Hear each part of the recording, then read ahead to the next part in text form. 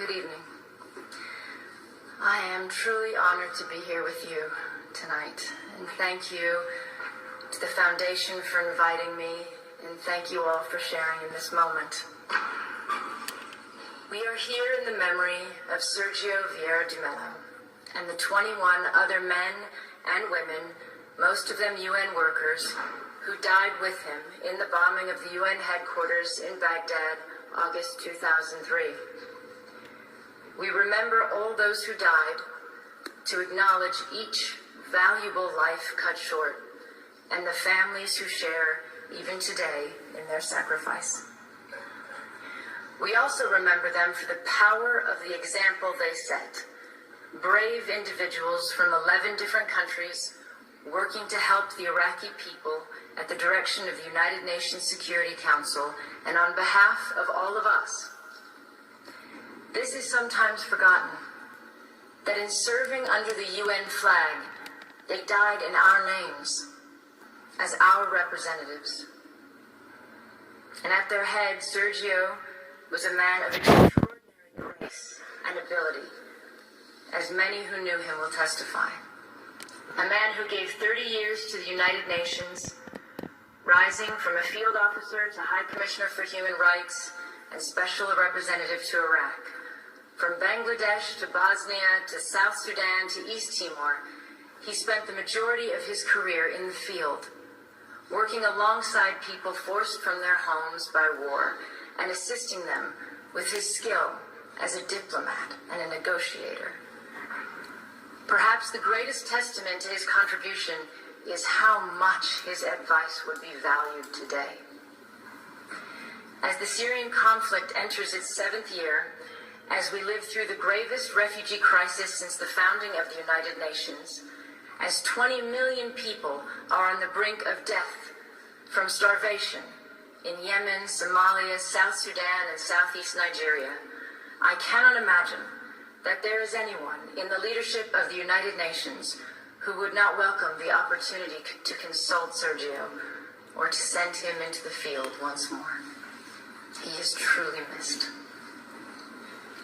It is humbling for me to speak tonight in the presence of members of Sergio's family and his former colleagues.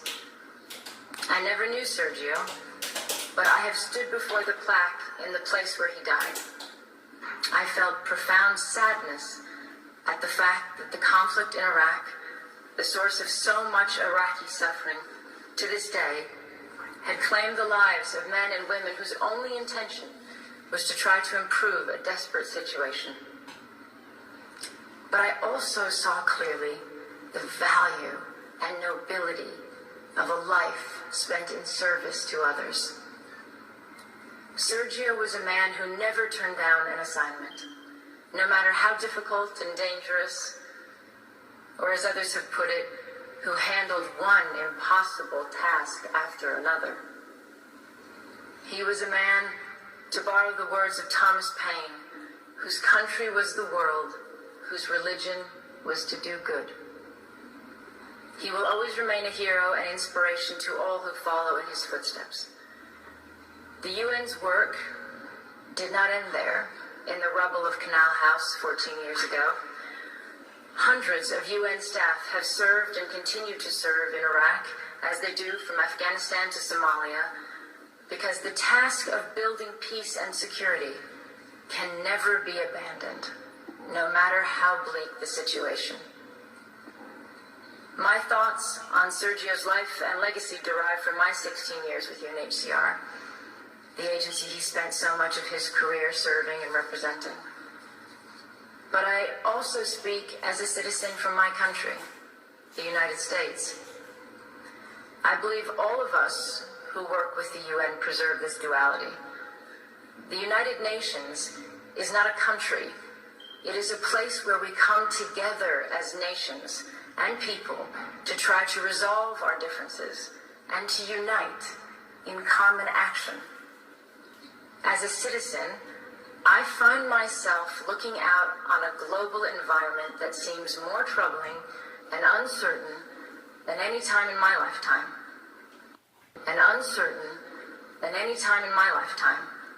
and I imagine many of you feel the same.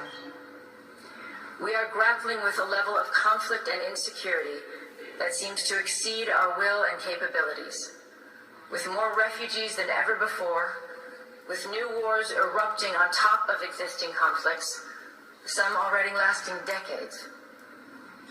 We see a rising tide of nationalism, masquerading as patriotism, and the reemergence of policies encouraging fear and hatred of others. We see some politicians elected partly on the basis of dismissing international institutions and agreements, as if our countries have not benefited from cooperation but actually been harmed by it. We hear some leaders talking as if some of our proudest achievements are in fact our biggest liabilities, whether it is the tradition of successfully integrating refugees into our societies or the institutions and treaties we have built rooted in law and human rights. We see nations that played a role, a proud role, in the founding of the International Criminal Court, withdrawing from it on the one hand, and on the other, we see arrest warrants for alleged war crimes issued but not implemented, and other crimes ignored altogether. We see a country like South Sudan, ushered by the international community into independence, and then largely abandoned, not by the UN agencies and NGOs, but effectively abandoned, without the massive support they need to make a success of sovereignty. And we see resolutions and laws on the protection of civilians and the use of chemical weapons, for instance, flouted repeatedly, and in some cases under the cover of Security Council vetoes, as in Syria. Many of these things are not new, but taken together and in the absence of strong international leadership, they are deeply worrying. When we consider this, all of this and more, as citizens, what is our answer? Do we, as some would encourage us to think, turn our backs on the world and hope that the storm will pass? Or do we strengthen our commitment to diplomacy and to the United Nations? I strongly believe there is only one choice, demanded by reason as well as by conscience, which is the hard work of diplomacy and negotiation and reform of the UN. This is not to say that in any way this is an easy road, and there are reasons for people to feel insecure today. The level of conflict and lack of solutions combined with the fear of terrorism, the reality that globalization has brought vast benefits to some and worsened the lot for others, the sense of disconnect between citizens and governments, or in some countries the lack of governance, the overall feeling that for all our gains in technology and connectedness, the less we are in control of forces shaping our lives. All these factors and more have contributed to a sense of a world out of balance. And there are no easy answers. And despite the millions of people who have lifted themselves out of poverty in our lifetime, the difference between the lives of those of us born in wealthy, democratic societies and those born into slums and refugee camps in the world is a profound injustice. We see it, and we know it's wrong at a simple human level.